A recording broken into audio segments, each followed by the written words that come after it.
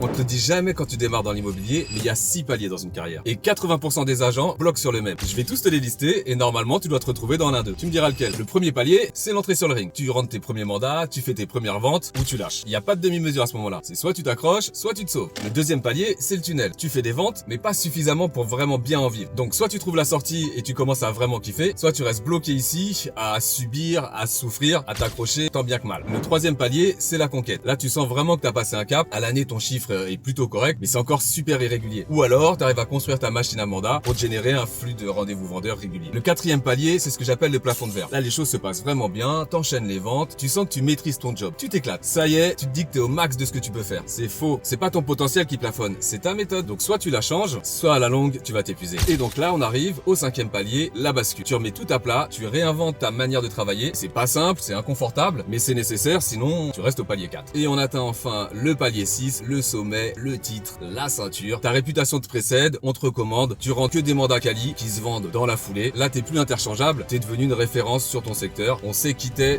connu et reconnu. Alors dis-moi, aujourd'hui tu penses être à quel palier? Fais-moi juste le numéro en commentaire.